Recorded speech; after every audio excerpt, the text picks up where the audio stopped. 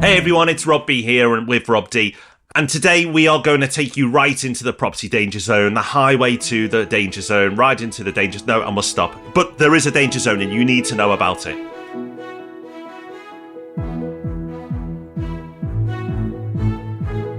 Yes, welcome to the Property Podcast. Thank you for joining us. In case you don't know, we run a business that buys more than £100 million worth of property every year for our clients. You can find out about that at propertyhub.net/invest. And from the process of working with so many clients, working with hundreds of investors every year, we know that there is a property danger zone. So in this episode, we'll tell you what it is, why it's so dangerous, and if you are there right now, we'll tell you how to escape it. It's time for our news story of the week, and this week's news story comes courtesy of The Guardian. The headline reads, rental deposit scheme in the UK puts millions in the pockets of landlords. Rob, I must be missing those pockets. Where are they? I want the millions. Oh, this has annoyed me, Rob. I'm a calm person. You know I'm a calm person, but this one really wound me up. You are a very calm person, Rob. You've worked with me for over 10 years. Well, more tricky than you is dealing with Generation Rent, who need to have a grievance every week to keep themselves in the news. And they've done it because they're in The Guardian. But according to them, the official rental deposit scheme is ripping renters off. So get this, according to them, almost half of renters, 46%, did not know that they could challenge deposit deductions that they deemed to be unfair. They didn't know, even though by law, as a landlord, you have to serve a leaflet at the point of moving in or point of renewing a tenancy saying, here's how you rent a property, here's how this works, here's how that works, here's all the terms and conditions of the scheme. And if you don't do that, you can't use Section 21. So if that's not enough, I really don't know what is. And then it goes on to gripe about the scheme more generally. But for me, there are lots of problems with renting property in the UK, absolutely tons. But the deposit scheme is not one of them. It seems to be something that actually works pretty well. And it works because it defaults in favour of the tenant. If there's no photographic records, you can't prove anything, it always goes in the tenant's favour. But whenever I've made a claim, I've never had a problem with that either because I've been able to show evidence and it's all good. So there's nothing very constructive to take away from this, Rob, except this has annoyed me. That's basically the news this week. I got annoyed. Well, it doesn't happen very often, Rob, so that is newsworthy. The fact you are annoyed. And it's no surprise you're annoyed because this is typical of what we report on in this segment of the show. It's a very misleading headline, missing important detail, and then people being led by those headlines and going, those blooming landlords, they're evil, aren't they? Because you would, if you're just a passerby and you've scanned that article, it wouldn't be unfair for you to think, oh, landlords raking it in, what are they like? That's the problem with the story is it's misleading. It's not balanced at all. But that's why we have the podcast. That's why we bring you news stories. That's why we get beyond the headlines.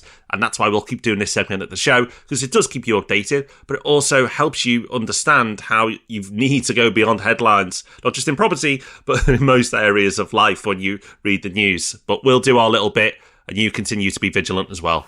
There is a hidden danger zone in property. And you, yes, you listening right now, you might be living in this danger zone right now without even realising it. And what makes it so dangerous is you go into property because you dream of financial freedom and security and a more stress-free, relaxed kind of life. But there's a stage where you don't just not have those things yet. You have the exact opposite. And we've been doing this for a long time. We've spoken to a lot of investors. We see people at this stage, so we know just how common and how dangerous it is. So in this episode, we're going to tell you what this trap is, why so many people get stuck there, and how you, if you're there now, can escape it fast. Well, that highway to the danger zone exists when you reach a portfolio of one. This is the riskiest time when it comes to your property investment journey. And there's going to be some obvious reasons, but there's really some non-obvious as well, and they're important to discuss. And it can apply to more than one. It can apply to a small portfolio, but it really is exaggerated at the point of you having one property. And you might be thinking, well, Rob, you've been banging on for years about just get started, get your first one under your belt, and now you're telling me that's the most dangerous part of the journey. It is, but that's why we're talking about it, because so many people get stuck at this stage, or sometimes get overconfident at this stage. Because this stage is the most stressful, it's the most fragile, it's the bit where you do the most learning, it can be the least rewarding part as well, and the most misleading part of your journey. Yeah, the core of what makes this such a tough stage is that we talk endlessly about the benefits of property investment, and those benefits are all completely true. The trouble is they come with time. all those benefits pay off in the long term. But in the short term, when you've just got started, you're actually more fragile than you were just before you started. Because yes, you've got an asset and that asset eventually will do great things for you. But on day one, you've got all these extra financial risks. So yeah, hopefully everything will go well and you'll make some money every month. But you've also got the risk of voids and you've got the risk of expensive maintenance coming up.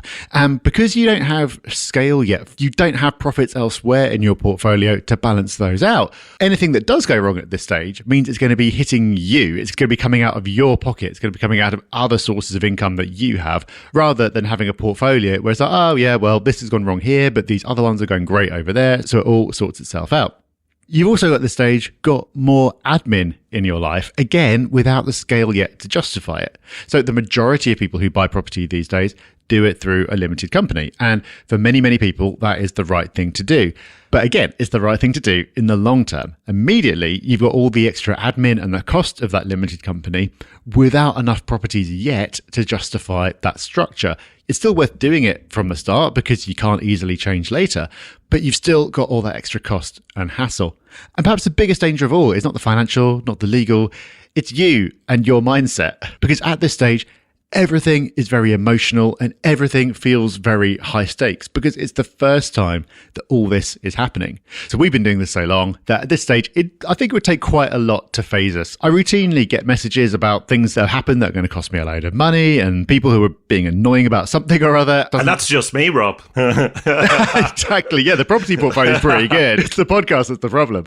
But when it happens for the first time, it feels personal and it feels emotional. So put it all together, Rob, and you've got this quite intimidating combination where it's like you're excited, you've bought your first one, you think, oh great, I'm a property investor now. But as soon as that high wears off, it's like, my life hasn't actually changed yet. And I've got all these extra problems to deal with as well. I couldn't agree more, Rob. And for me, this is a true danger zone because so many people stop after one. So many people stop because they think, oh, I can't do this anymore. It is the most misleading part of the portfolio journey, the first property. And it can be misleading in more than one way because I worry for most property investors while their portfolio is at one, even two, maybe even once you get that third property, I'm still worried. And the reason why I'm worried for you is because your experiences are exaggerated. When you are investing in one, if it's all going wrong, then you think property investment is a disaster. If it's all going right, though, you could be misled into thinking it's really easy. The truth is, neither of them are true. It's somewhere in the middle. It's normally okay, a bit annoying at times, a bit frustrating at times, but in the grand scheme of things, it's all right, and it's a great investment over the long term. A brilliant investment with leverage over the long term, and that's why you do it. But when you have that first property, everything's exaggerated.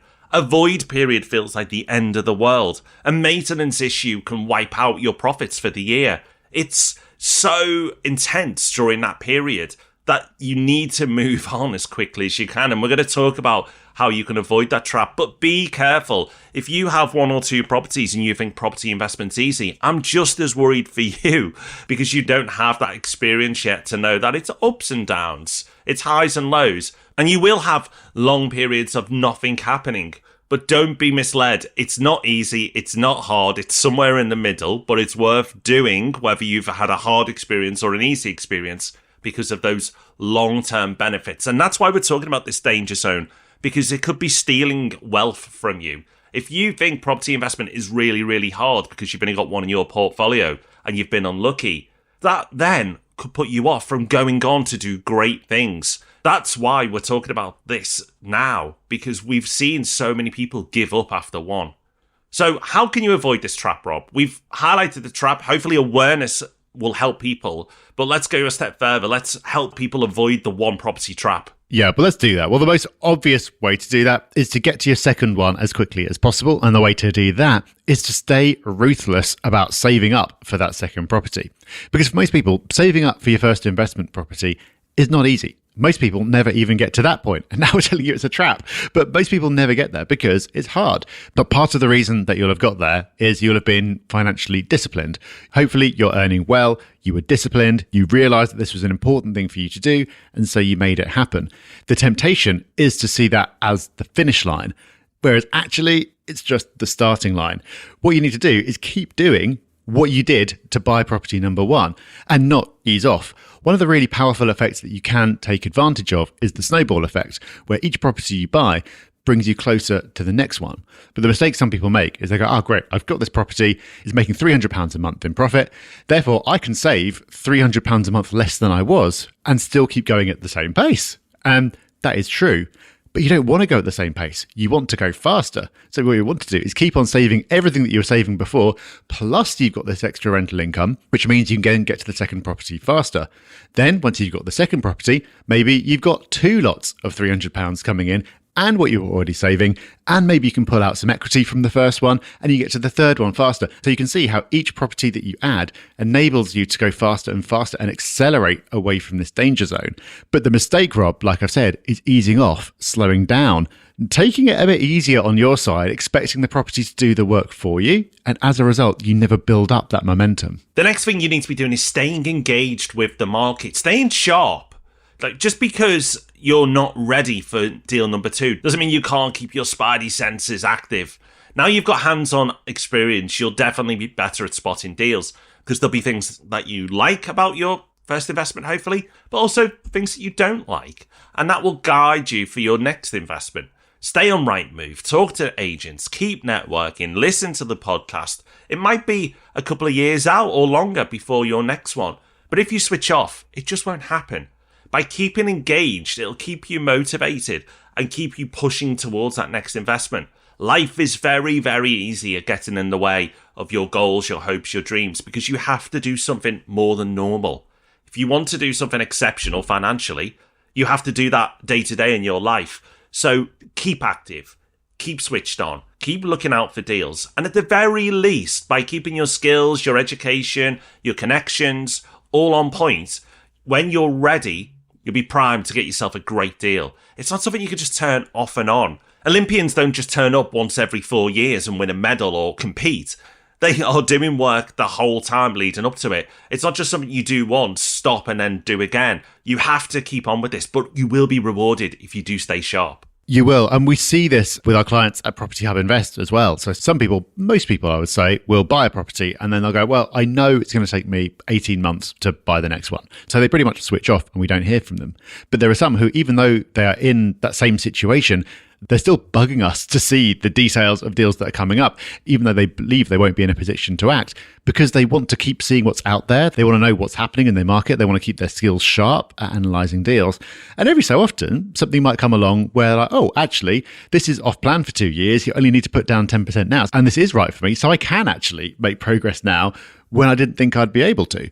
But even if that last bit doesn't happen, just staying engaged with the market means you don't have that ramp up period again when you are ready. So again, it's all about momentum. And the third thing, which also very much ties into momentum, which you can do, is set a real deadline for your next deal. Because it's so easy to drift. It's so easy to celebrate that first deal and then lose focus. Life gets busy, your momentum has gone. So you probably bought that first property because at some point in the past, you'd set a goal and you thought about what you wanted your life to be like in the future. You realized that property fitted into that. You set a goal to acquire that property. Great. At this point, a really powerful thing you can do is to go back, look at your goals again and get refocused.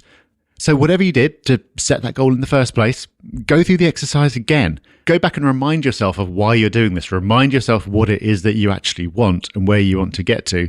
And then work back from there. Work out what you want. How many properties do you think you'll need to get you there? How often do you need to be buying to make that happen? Are there any other steps? Is there anything else that you need to do to make happen before you can get onto that next property? Get yourself unblocked. And going through that process of goal setting again, we've spoken so many times about how powerful goal setting can be. That should give you the motivation to do the other things that we've spoken about, to stay engaged with the market and stay ruthless with your saving. And I hope it's come across in this episode is you don't want to let yourself drift. You don't want to be there just hanging around, getting too comfortable in this danger zone for too long. So if you're at the one property stage right now, you're not alone. And you know what? You've done incredible things, because getting started is the hardest part. What seems a little unfair is often the next hardest part is property one, which is why this episode exists and why the warning is there. So you just have awareness around this issue. I can't actually believe it's taken us this long to talk about it, because it's one of these things that are so obvious to us. We see it all the time. We see people giving up on their dreams because of this trap, but it's not talked about. So here we are doing our bit, helping you have an awareness, and that awareness is powerful. And then by having the awareness, staying switched on, staying motivated, pursuing towards your next property and beyond, and Rob's talked about that snowball and the impact it'll make, you'll get to a point where you have a sizable portfolio. It's all evened out your experiences. Some properties will be going brilliantly, some will be annoying, but it balances out overall. And that's the beauty of a portfolio that you build up. It's all evened out. It doesn't feel incredible all the time. It doesn't feel awful all the time. It just feels okay. It feels sometimes great, sometimes annoying, but overall you can see what it's doing for you, your family, whatever else is important to you. Financially, it's life-changing if you get it right. There are certain things you need to do, and that's why we podcast every week. But if you follow the podcast, if you do the things we talk about, you have awareness around these things, I've got every confidence you're going to absolutely smash it and be a great success. But hey, that's not enough, because we like to bring you more every episode with Hub Extra, the part of the show where we just give you that extra bit more value. This week, I have no idea what Rob's bringing, but he said he's got something good. So Rob, bring the goods. What do you have? Well, something we've spoken about on the podcast before is being able to use your voice rather than typing, especially in the context of AI, but also writing emails, messages, whatever. And I was reminded of this because I was talking to someone about it yesterday, and we were talking about the tools that we used. And these tools for me have changed and upgraded. I wanted to share a couple of those. The first one I use is called Whisperflow. The spelling is a bit weird. I won't try it, but you'll find the link in the show notes. But you can use this on your phone. You install it as effectively another keyboard. And then where normally you would type a message, you just hit the button, say it out loud, and then it transcribes it. And the quality is really good, and it learns over time the words you use, so it becomes more and more accurate. You can also use it on your laptop, and that kind of dictionary of common words syncs between the two, which is quite useful. But as an extra resource, I don't actually use that on my laptop. I use something called Talktastic, which does the same thing. But the cool thing about this is that it can effectively see what you've got on your screen at the time, and so it can take that into account as context. So let's say that I'm using it to dictate a reply to an email. If I've got the person's original email on the screen, then it can use that as context, which means if it's ambiguous and it's not sure, it can really hear one of the words I used, it's more likely to guess it correctly because it has the context of what it is I'm replying to. And probably the best thing, if I say hi whoever, then it can see the spelling of their name, and it's far more likely to get the spelling of their name right rather than butcher it, and I have to correct it later. So those two tools work really well for me. People are far more likely to get a reply from me than they used to because it's so much faster and there's so much less friction. So we'll link to both of those in the show notes. That's it, Rob. Now I know you've got this. I'm going to make sure that you do reply to me and all my nags. Yeah, if I don't reply to you, it's only because I'm not interested. There's no other excuse. It's not the effort. Brilliant. Okay, well, do check them out. I'm going to check them out as well. Links are in the show notes as always. And as always, we'll be back on Sunday in the Sunday Times answering more of your questions there. And back on Tuesday with Ask Rob and Rob, giving you an audio version of us answering your questions. And of course, back same time, same place next week with the Property Pod on Thursday. So until those wondrous events occur, take care, have fun, bye-bye. Bye-bye.